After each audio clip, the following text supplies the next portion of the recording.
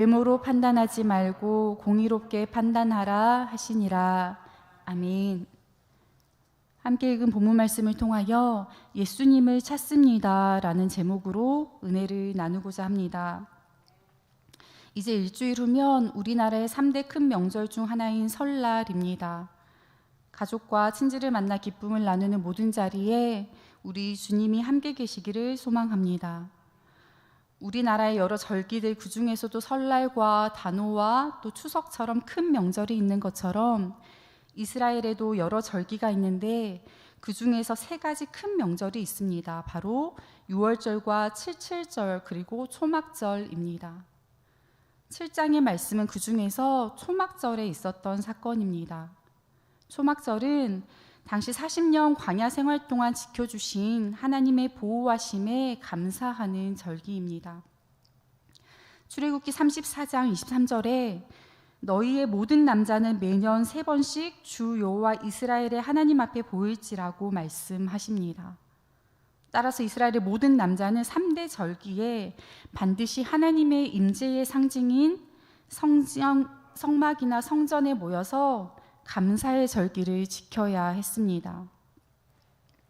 7장 2절에 유대인의 명절인 초막절이 가까운지라 라는 말씀은 유대인 성인 남자인 예수님도 예루살렘에 당연히 방문해야 될 때임을 알려주는 말씀입니다. 초막절이 가까워지자 예수님의 형제들은 예수님에게 유대로 가실 것을 권합니다. 4절에서 형제들은 예수님에게 이 일을 행하려 하거든 자신을 세상에 나타내소서라고 요청합니다. 그리고 5절에 이는 그 형제들까지도 예수를 믿지 아니함이로라 라고 말씀합니다. 예수님의 형제들이 보기에 초막절은 절호의 기회였습니다. 예수님이 예루살렘에 올라가셔서 이적과 능력과 권세 있는 말씀을 통해 자신을 드러내시면 수많은 추종자를 얻게 되고 예수님의 지지 세력이 생길 것이기 때문입니다. 그리고 여기에는 예수님이 유명해지고 출세하시면 자신들에게도 유익이 돌아올 것이라고 생각했던 인간적인 욕심도 작용하였습니다. 예수님의 형제들은 예수님을 세상적인 눈으로만 바라보았습니다. 그들은 예수님이 보여준 능력과 또 사람들의 환호성에만 관심이 있었습니다. 그래서 이 세상의 죄악으로부터 구원하실 영적인 메시아로 오신 예수님께 정치적인 메시아가 되실 것을 부추기는 것입니다. 6절에서 예수님은 형제들에게 그들의 때와 자신의 때가 같지 않다고 말씀하십니다. 출세와 명성과 자기 욕망을 위해서 예루살렘을 향하는 형제들과는 달리 예수님은 철저하게 구속사의 사명을 위하여서 하나님의 때와 하나님의 계획에 순종하셨음을 보여주는 말씀입니다. 예수님은 이 명절에 아직 올라가지 아니하노라 말씀하시고 갈릴리에 머무셨습니다. 그리고 형제들이 먼저 올라간 후에 사람들의 눈에 띄지 않게 은밀히 예루살렘으로 올라가십니다. 예루살렘에서 예수님은 많은 사람들에게 주목을 받는 인물로 부각되어 있었습니다. 12절과 13절 말씀에 무리 중에 예수님에 대한 수군거림이 많았다고 말씀합니다. 무리들은 예수님에 대해 다양하게 평가하였습니다. 어떤 이는 좋은 사람이라 하고 또 어떤 사람들은 사람들을 미혹한다고 비난하였습니다. 어쨌든 그들에게 예수님은 유대 종교의 지도자들보다 못한 존재였습니다. 그래서 무리들은 유대인들이 두려워서 자신들의 생각을 드러내놓고 말하지도 못하였다고 말씀합니다. 그리고 오늘 본문 말씀인 14절에서부터 또다시 예수님과 유대인 종교 지도자들 사이에 논쟁이 시작됩니다. 14절 말씀을 함께 읽겠습니다. 이미 명절의 중간이 되어 예수께서 성전에 올라가사 가르치시니 아멘. 예수님은 예루살렘에 도착하시기 전까지는 자신을 드러내지 않고 은밀히 행하셨지만 도착하신 후에는 전혀 다른 모습을 보이십니다. 이때는 명절의 중간, 즉 초막절 7일간의 기간 동안 가장 절정에 달하였던 때로 많은 사람들이 예루살렘 성전에 모여 있었을 것입니다. 그리고 예수님은 그곳에서 가르치셨습니다. 예수님이 유대인들이 자기를 죽이고자 하는 음모를 가지고 있음을 아셨음에도 불구하고 조금도 위축되지 않고 하나님의 나라를 전하셨습니다. 그리고 예수님의 가르침은 유대 종교 지도자들을 놀라게 하였습니다. 15절에 유대인들이 놀랍게 여겨 이르되 이 사람은 배우지 아니하였거늘 어떻게 그를 아느냐 하니라고 말씀합니다. 예수님은 랍비 전통에 어떠한 인맥도 가지지 않으셨고 율법 교육기관이나 전통으로부터 어떠한 교육도 받지 않으셨으나 예수님의 그 말씀에 신적 권위가 있었기 때문입니다. 예수님은 하나님과 함께 계셨고 또 자기가 직접 보고 아는 것을 가르치셨기 때문에 예수님의 가르침에는 유대 랍비들의 교훈과는 다른 신적 권위가 있었던 것입니다.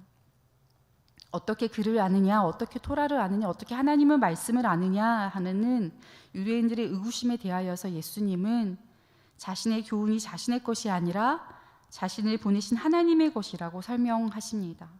16절 말씀을 함께 읽겠습니다. 예수께서 대답하여 이르시되 내 교훈은 내 것이 아니요 나를 보내신 이의 것이니라. 아멘. 예수님은 가르침을 준 분이 인간 스승이 아니라 하나님이라고 선언하십니다. 자신이 하나님으로부터 왔을 뿐만 아니라 예수님의 가르치심 역시 하나님께로부터 왔음을 분명히 드러내신 것입니다. 그리고 17절에서 사람이 하나님의 뜻을 행하려 하면 이 교훈이 하나님께로부터 왔는지 내가 스스로 말함인지 알리라 라고 말씀하십니다. 하나님의 가르치심을 참되게 이해할 수 있는 사람은 오직 하나님의 뜻을 행하는 사람뿐이라는 의미입니다. 하나님의 백성을 자처하며 하나님의 말씀을 연구하면서도 하나님의 뜻대로 행하려는 의지가 전혀 없었던 유대 종교 지도자들을 지적하는 말씀이기도 합니다.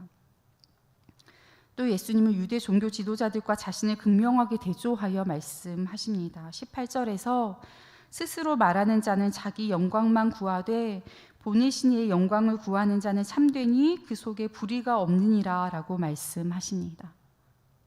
스스로 말하는 자, 즉 유대 종교 지도자들은 자신의 영광만을 구하고 불의에 익숙해져 있지만 보내는 이의 영광을 구하는 자, 즉 예수님 자신의 가르침은 참되고 거짓이 없다는 것입니다. 예수님은 유대 종교 지도자들에게 너희 중에 율법을 지키는 자가 없다. 너희가 나를 죽이려 한다고 책망하십니다. 자신들을 모세의 제자라 칭하고 모세를 절대적인 존재로 추종하고 믿으면서도 모세가 예언하였던 바로 그분이신 예수님을 죽이려 하였기 때문입니다. 20절에 무리가 대답하되 당신은 귀신이 들렸도다. 누가 당신을 죽이려 하냐니까 라고 말씀하십니다. 주위에서 예수님과 유대 종교 지도자들의 논쟁을 지켜보는 사람들이었겠지요. 그들은 초막절을 맞아 멀리에서부터 온 순례객이었기 때문에 유대 종교 지도자들이 예수님을 죽이려는 음모를 가졌다는 사실을 알지 못하였던 것 같습니다. 당시에 귀신 들렸다는 표현은 멸망당할 자, 마귀의 자식이라는 아주 심한 욕이었습니다. 우리가 예수님을 미치광이로 몰아붙이는 상황인 것입니다. 예수님은 이들에게 베데스다 목가에서 38년 된 병자를 고치신 사건에 대해 이야기하십니다. 유대인들이 예수님이 안식일을 범하고 신성 모욕하였다고 격분하면서 예수님을 죽이고자 한 계기가 되었던 사건입니다. 예수님은 이 사건에 대해 직접 해석하여 주십니다. 23절 말씀을 함께 읽겠습니다. 모세의 율법을 범하지 아니하려고 사람이 안식일에도 할례를 받는 일이 있거든 내가 안식일에 사람의 전신을 건전하게 한 것으로 너희가 내게 노여워하느냐. 유대인들은 남자아이가 태어나면 8일째 되는 날 모세의 계명을 따라서 할례를 행하였습니다. 일하는 것을 금하는 안식일일지라도 할례는 하나님의 뜻으로 여겼기 때문에 하나님의 거룩한 순종으로 여기고 금하지 않았습니다. 예수님은 할례는 예외로 두면서 사람을 온전하게 한 자기의 일은 왜 안식일을 어기는 것이라 하는지를 지적하십니다. 병자의 전신을 온전하게 하신 예수님의 사역이야말로 우리 사람의 육신과 영혼을 구원하시고자 예수님을 이 땅에 보내신 하나님의 뜻에 순종하는 것이기 때문입니다. 이와 같이 율법을 중요하게 여기면서도 율법 자체이신 그리스도를 알아보지 못하는 무리들에게 예수님은 외모로 판단하지 말고 공의롭게 판단하라고 말씀하십니다. 성도 여러분, 7장 1절에서 24절까지의 말씀에서 우리는 예수님을 찾는 세 부류의 사람을 발견하게 됩니다. 예수님의 형제들과 유대 종교 지도자들 그리고 무리들입니다. 형제들이 예수님을 찾습니다. 그들은 예수님에게 예루살렘에 올라가서 정치적인 메시아가 되라고 권하였습니다. 형제들의 요청은 예수님을 위하는 것처럼 보이지만 사실은 마태복음과 누가복음에 기록된 성전 꼭대기에서 뛰어내리라고 하였던 사탄의 시험과 다를 것이 없었습니다. 그들은 비록 이적을 보았지만 이적의 참된 의미를 알지 못했고 당연히 예수님의 참된 신분도 예수님을 보내신 하나님의 계획과 목적도 깨닫지 못하였습니다. 그리고 자기 유익을 위해 예수님을 이용하려 하였습니다. 또 유대 종교 지도자들이 예수님을 찾습니다. 11절에 명절 중에 유대인들이 예수를 찾으면서 그가 어디 있느냐 하였습니다. 이스라엘의 모든 남자에게 3대 절기를 지키라고 하신 하나님의 명령은 그들이 이러한 종교 행위를 통하여서 자신이 하나님의 백성임을 깊이 자각하고 흔들림 없이 하나님의 백성으로 살기를 원하셨기 때문입니다.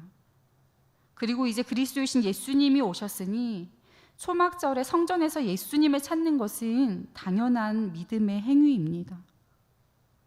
그러나 유대 종교 지도자들은 불순한 목적으로 예수님을 찾았습니다. 믿음을 고백하고 구원받기 위함이 아니라 예수님을 잡아 죽이기 위해서였습니다.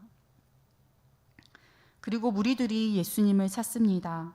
절기를 맞아 예루살렘을 찾은 순례객들입니다. 어떤 이는 호의적인 태도였고 어떤 이는 불신하였으며 심지어 어떤 이들은 귀신이 들렸다고 모욕하며 예수님을 미치광이 취급하였습니다. 그들은 모세의 율법을 따라 명제를 지키기 위해서 성전에 올라왔고 또 희생 제사를 드리고 자기를 헌신하고자 하였지만 영적인 눈이 어두워서 명절의 참된 의미이신 예수님을 알아보지는 못하였습니다. 형제들도 유대 종교 지도자들도 무리들도 예수님을 찾았고 예수님은 기꺼이 찾아지셨습니다. 그러나 누구도 예수님을 찾지 못했습니다. 그들은 영적 메시아가 아니라 정치적인 메시아를 찾았고 율법 자체이신 예수님이 아니라 율법 파괴자를 찾았으며 구약이 증언한 그리스도의 실체이신 예수님이 아니라 여전히 그림자를 찾았기 때문입니다. 그들은 모두 예수님을 찾았지만 결국 그들이 찾은 것은 예수님이 아니었습니다. 예수님을 찾습니다. 예수님 어디 계십니까? 이것은 세상 모든 사람이 생의 모든 순간 던져야 할 질문입니다. 예수님을 찾고 예수님을 만나야만 죄의 문제를 해결받을 수 있기 때문입니다. 단 한 사람도 예외일 수 없습니다. 신명기 4장 29절에 그러나 내가 거기서 내 하나님 여호와를 찾게 되리니 만일 마음을 다하고 뜻을 다하여 그를 찾으면 만나리라. 또 31절에 내 하나님 여호와는 자비하신 하나님이심이라. 그가 너를 버리지 아니하시며 너를 멸하지 아니하시며 내 수상들에게 맹세하신 언약을 잊지 아니하시리라고 말씀하십니다.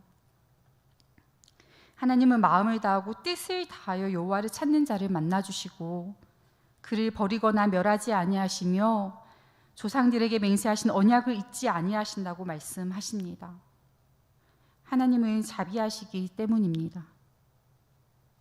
성도 여러분, 예수님을 찾으셨습니까? 예수님이 주시는 은혜, 예수님이 주시는 복, 예수님이 주시는 평안을 찾고 있지는 않습니까? 예수님으로부터 오는 것들이 참 귀하지만 그것들마저도 예수님 자신은 아닙니다. 우리는 모두 예수님을 찾아야 합니다. 하나님의 말씀을 읽으면서도 하나님의 뜻을 행하는 데는 무관심하고 말씀을 깨달아 알았으면서도 순종할 마음이 없는 사람은 예수님을 찾을 수 없습니다. 마음을 다하고 뜻을 다하여 예수님을 찾는 성도, 기꺼이 찾아주시고 만나주시는 예수님을 발견하는 성도, 예수님처럼 온전히 하나님의 뜻을 순종하여 사는 성도, 그래서 주님 오시는 날까지 우리를 버리지도 멸하시지도 않으시는 자비로우신 하나님의 언약 백성으로 사는 저와 여러분이 되기를 소망합니다. 기도하겠습니다. 하나님, 우리에게는 주님을 만나고 싶은 간절한 갈망이 있습니다. 늘 주님을 찾고 주님은 기꺼이 찾아지시지만 우리는 여전히 주님을 찾지 못한 채 영적 고아로 살아갑니다. 우리의 시선이 허탄한 곳을 향하기 때문입니다. 참 메시아이신 주님을 단지 현재 닥친 고난의 해결사로 여기고 주님을 향한 참된 알미 없어 그림자를 쫓아 살아가는 우리입니다. 하나님, 우리를 불쌍히 여기시옵소서. 그럴듯한 외모와 형식으로 살지 않고 온전한 그리스도인으로 살게 하시옵소서. 겸손한 마음으로 말씀을 읽고 깨달아진 말씀대로 순종하게 하시옵소서. 예수님이 오직 하나님의 때를 따라 하나님의 영광을 위해 사셨던 것처럼 우리도 인내하며 주님의 인도하심을 따라 순종하며 살게 하시옵소서. 주님으로부터 오는 것들이 아니라 주님을 찾는 성도가 되기를 소망합니다. 마음을 다하고 뜻을 다하여 주님을 찾기를 결단하오니 만나 주시옵소서. 오늘도 우리 삶의 순간마다 기꺼이 찾아주실 신실하실 주님을 기대하며 우리 구주 예수 그리스도의 이름으로 기도합니다. 아멘.